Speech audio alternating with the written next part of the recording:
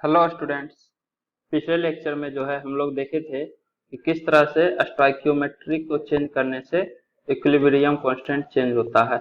आज हम लोग सेकंड फैक्टर टेम्परेचर देखेंगे कि टेम्परेचर के चेंज होने से इक्विलिब्रियम कांस्टेंट किस तरह से चेंज होगा, जो कि केमिकल इक्विलिब्रियम का पार्ट 5 है। यदि आपने अभी तक पार्ट 1 2 पार्ट 4 नहीं देखे हैं तो हमारे चैनल पे जाके पार्ट 1 2 4 देख लें।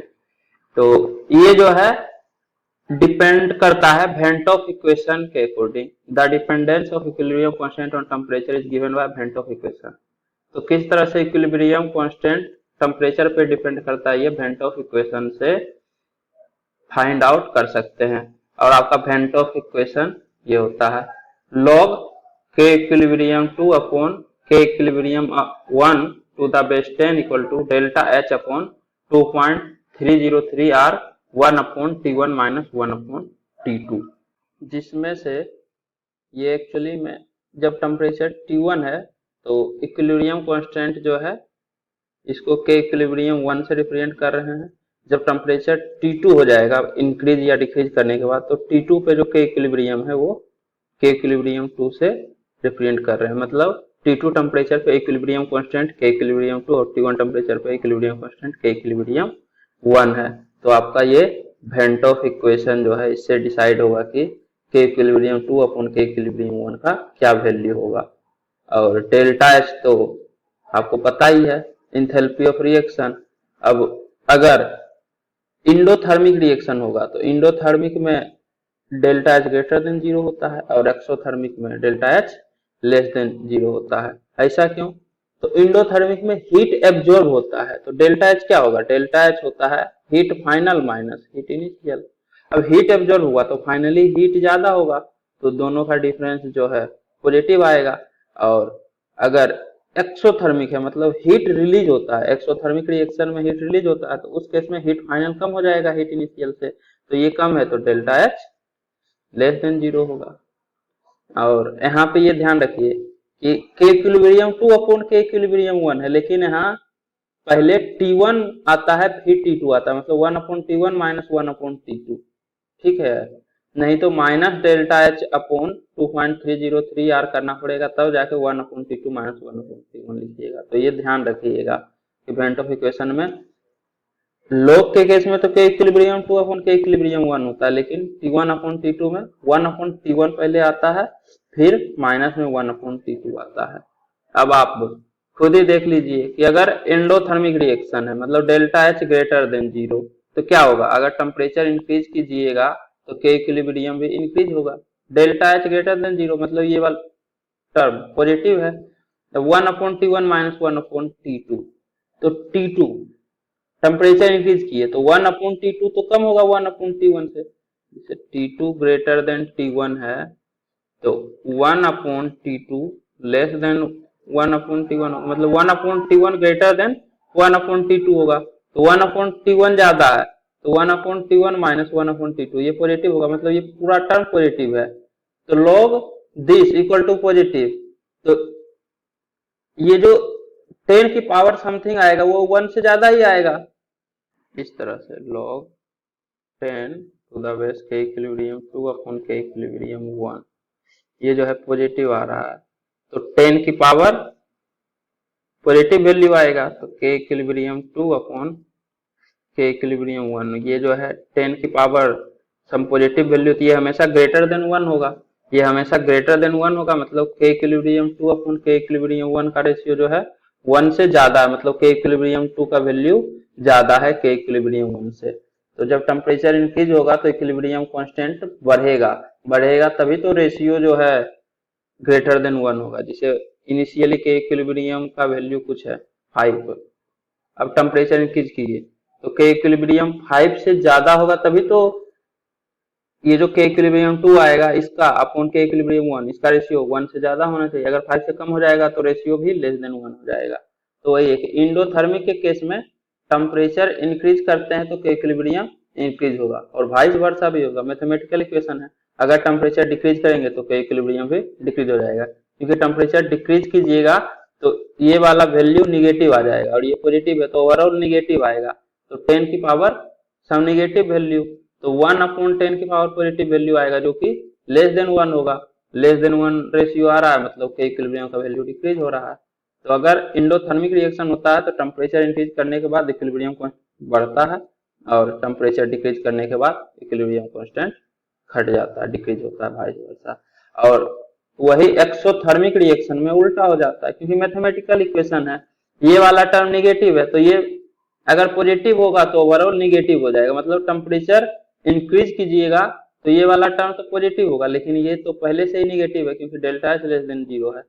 तो टेम्परेचर इंक्रीज करने के बाद ये पूरा टर्म नेगेटिव हो जाएगा, तो के इक्विलिब्रियम 2 अपन के इक्विलिब्रियम 1 का रेशियो लेस देन 1 होगा, मतलब के इक्विलिब्रियम डिक्रीज करेगा। तो एक्सोथर्मिक के केस में होता है टेम्परेचर इंक्रीज करने के बाद इक्विलिब्रियम कांस्टेंट डिक्रीज होता है, या फिर आप बोल सकते हैं टेम्परेचर डिक्रीज करने के बाद इक्विलिब्रियम कांस्टेंट इंक्रीज करता है। तो इस तरह से टेम्परेचर पे इक्विलिब्रियम कांस्टेंट डिपेंड करता है। मतलब अगर एंडोथर्मिक रिएक्शन है तो टेम्परेचर इंक्रीज कीजिएगा तो के इक्विलिब्रियम इंक्रीज होगा, अगर एक्सोथर्मिक रिएक्शन है तो टेम्परेचर इंक्रीज कीजिएगा तो के इक्विलिब्रियम डिक्रीज होगा।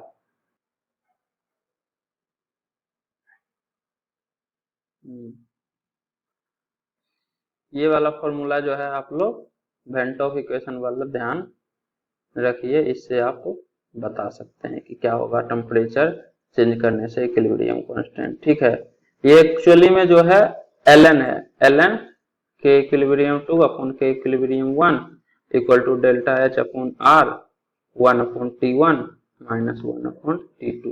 यही ln को जब log टू द बेस 10 में कन्वर्ट किए तो 2.303 मल्टीप्लाई होगा, जो कि इस तरफ आके अपॉन में 2.303 लिखा हुआ है राइट हैंड साइड में। ठीक है, तो दोनों में से कोई भी इक्वेशन है, दोनों एक ही चीज है। कहीं पे आपको ln वाला इक्वेशन मिल सकता है तो कंफ्यूज नहीं होना है। जैसे इससे रिलेटेड एक क्वेश्चन है, from the following data predict the reaction is exothermic और एंडोथर्मिक फॉर फर्स्ट रिएक्शन। तो ये जो फर्स्ट रिएक्शन है बताना है आपको कि ये एक्सोथर्मिक होगा या एंडोथर्मिक होगा। इसका इक्विलिब्रियम कांस्टेंट K1 दिया हुआ है 300 केल्विन पे 2। बाकी दो और रिएक्शन का इक्विलिब्रियम कांस्टेंट दिया हुआ है, E प्लस 2D से 2B बनता है जिसका कि इक्विलिब्रियम कांस्टेंट 600 केल्विन पे 1.25 इंटू 10⁸ दिया हुआ है। और थर्ड है 2C से 2A प्लस E, इसका इक्विलिब्रियम कांस्टेंट 600 केल्विन है 5 इंटू 10⁻⁻10।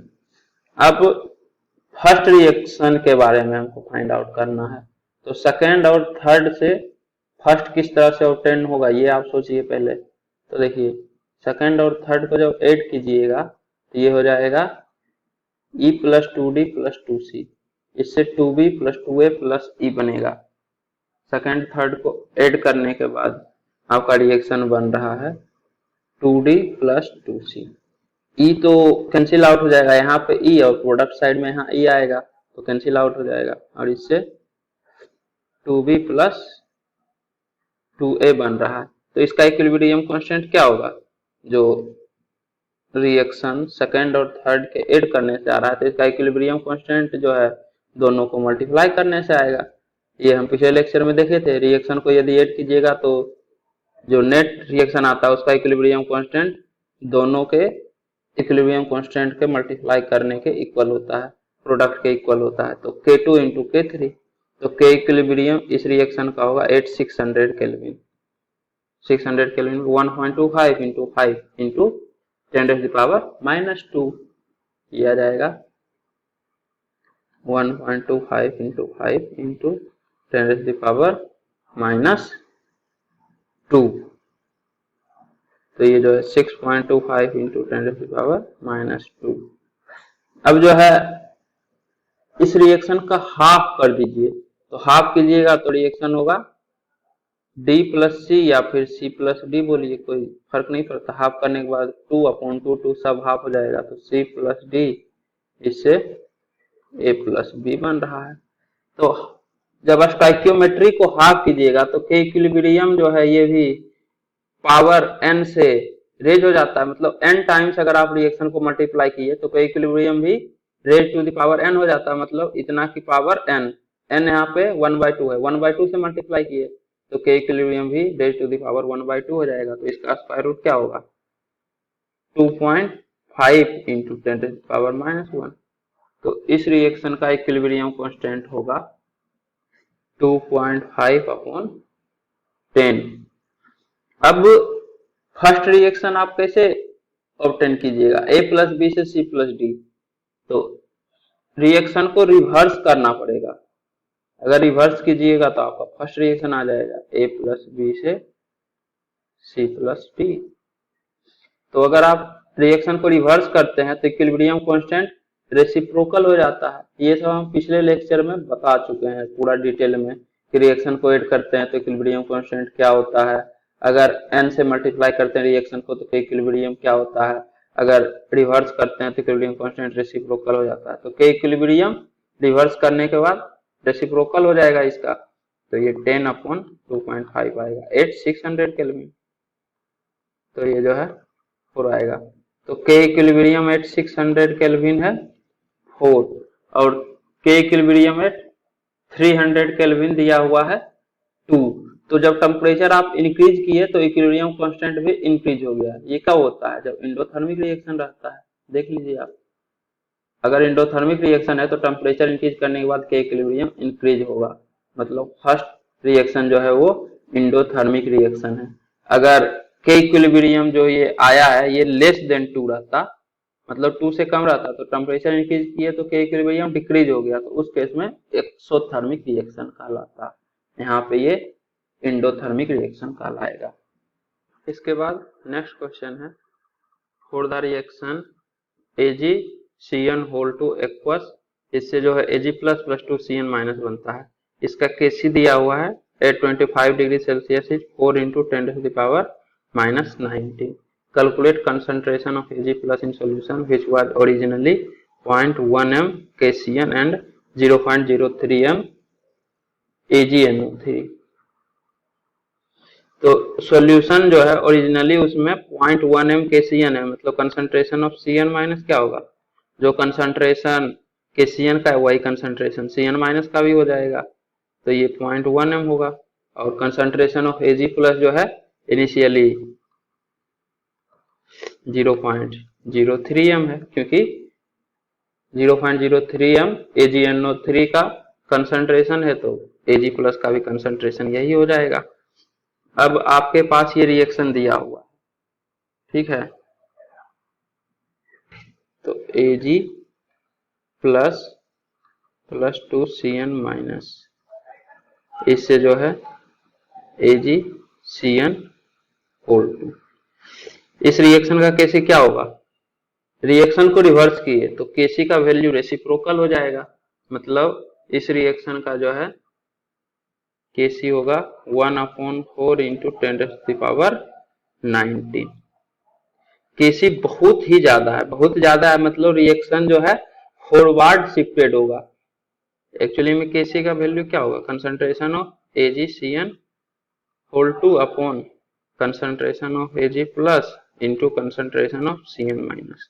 तो कंसंट्रेशन ऑफ AgCN2 बहुत ज्यादा होगा as compared to Ag plus और Cn माइनस, तभी तो Kc का वैल्यू बहुत ज्यादा होगा, मतलब रिएक्शन जो है फॉरवर्ड शिफ्टेड होगा इस केस में। मतलब जितना Ag प्लस और Cn माइनस होगा वो लगभग सारा का सारा रिएक्ट करके AgCN2 बना देगा, ठीक है। जैसे इनिशियली आपके पास 0.1 m Ag प्लस और 0.03 m 0.03 m Ag प्लस और 0.1 m Cn माइनस है। तो देखिए एक्सेस में कौन सा होगा, एक्सेस में आपका Cn माइनस है, क्योंकि 0.03 के लिए 0.06 m Cn माइनस चाहिए, जबकि 0.03 के लिए 0.1 m है, मतलब एक्सेस में यही है। एक्चुअली में नंबर ऑफ मोल से हम लोग ये डिटरमाइन करते हैं, लेकिन मोलरिटी और नंबर ऑफ मोल में यही तो बस डिफरेंस है कि यहाँ भी हो जाएगा यहाँ भी हो जाएगा, और क्या, तो 0.03 भी और 0.06 भी, जबकि अपने पास 0.1 भी है, चाहिए 0.06 भी है 0.1 भी, मतलब एक्सेस में ये है। तो लिमिटिंग रिएजेंट आपका Ag प्लस होगा और ये लगभग पूरा का पूरा कन्वर्ट हो जाएगा। क्यों, क्योंकि Kc का वैल्यू बहुत ज्यादा है तो रिएक्शन फॉरवर्ड शिफ्टेड होगा। तो पूरा का पूरा ये रिएक्ट कर गया तो मान लेते हैं कि थोड़ा सा बचा है जिसको कि x बोलते हैं, ठीक है। और ये लगभग अप्रोक्सीमेटली जीरो के इक्वल आना चाहिए जब सॉल्व करेंगे तो 0.03 के लिए कितना बनेगा, तो 1 से 1 बनता है तो 0.03 m कंसंट्रेशन रहेगा AgCN होल 2 का। और 0.03 के लिए 0.06 Cn माइनस चाहिए तो बच जाएगा कितना 0.04। अब हर एक एलिमेंट का कंसंट्रेशन दिया हुआ है इक्विलिब्रियम पे तो हम लोग कंसंट्रेशन ऑफ Ag प्लस निकाल सकते हैं। तो Kc 1/4 इंटू 10⁻19 ये जो है concentration of AgCN whole to 0.03 upon concentration of Cn minus का स्क्वायर तो 0.04 का स्क्वायर, यहाँ 2 है ना तो यहाँ स्क्वायर होगा, ठीक है, हम उस टाइम नहीं लिखे जल्दी में, into concentration of Ag plus तो ये x, तो यहाँ से x इक्वल टू होगा 0.03 अपॉन 0.04 इंटू 0.04 इंटू 4 इंटू 10⁻⁻19 तो इंटू 100 4 से 4 तो 3/4 इंटू 10⁻⁻17 m ये जो है Ag प्लस का कंसंट्रेशन आया जो कि 0.75 इंटू 10⁻⁻17 जिसको कि 7.5 इंटू 10⁻⁻18 m देंगे। तो देखिए x इक्वल टू इतना आया, ये जो है लगभग जीरो के इक्वल है, मतलब हम लोग का जो एजम्पशन था वो सही था कि हाँ लगभग पूरा का पूरा Ag प्लस प्रोडक्ट में कन्वर्ट हो जाएगा क्योंकि Kc का वैल्यू बहुत ज्यादा है तो Ag प्लस लिमिटिंग एजेंट है तो ये पूरा कन्वर्ट हो जाएगा। अब Cn माइनस तो पूरा कन्वर्ट हो नहीं सकता है क्योंकि ये ज्यादा है, उतना Ag प्लस और चाहिए होगा ना रिएक्शन को फॉरवर्ड शिफ्ट करने के लिए। अब Ag प्लस है ही नहीं तो Cn माइनस अकेले AgCN होल टू नहीं बना सकता, इसलिए Cn माइनस बच जाएगा क्योंकि ये एक्सेस में है। अगर एक्सेस में नहीं रहता 1:2 के रेशियो में रहता Ag प्लस और Cn माइनस तो दोनों जो है लगभग जीरो के इक्वल बचता क्योंकि रिएक्शन जो है फॉरवर्ड शिफ्टेड होता Kc का बहुत ज्यादा वैल्यू होने के कारण। या फिर आप इस वाले रिएक्शन से बोल सकते हैं कि रिएक्शन जो है बैकवर्ड शिफ्टेड रहता है क्योंकि Kc का वैल्यू बहुत कम है मतलब ये रिएक्शन फॉरवर्ड की तरफ जाना ही नहीं चाहेगा। जो भी आप Ag प्लस और Cn माइनस मिक्स कीजिएगा ये इक्विलिब्रियम अटेंड करने के लिए बैकवर्ड शिफ्ट होगा और इन दोनों का अमाउंट जो है जीरो को टेंड करेगा ताकि Kc का वैल्यू बहुत कम हो सके क्योंकि इन दोनों का अमाउंट ज्यादा रहेगा तो concentration of Ag plus into concentration of Cn minus का स्क्वायर ये जो है ज्यादा ही रहेगा, जो हो ही नहीं सकता। अगर ये ज्यादा रहेगा तो Kc का वैल्यू ज्यादा हो जाएगा जो कि बहुत कम है 10⁻⁻19 तो इससे रिएक्शन बैकवर्ड शिफ्टेड रहेगा। अगर उल्टा कर दीजिएगा तो रिएक्शन फॉरवर्ड शिफ्टेड, कहने का मतलब AgCN होल 2 के तरफ रिएक्शन शिफ्ट रहेगा। Kc से आप ये डिटरमाइन कर सकते हैं। तो उम्मीद करता हूं कि आपको ये वीडियो पसंद आई होगी। यदि आपको ये वीडियो पसंद आई है तो इसे लाइक करें, कमेंट करें और अपने दोस्तों के बीच शेयर करना ना भूलें। Thank you.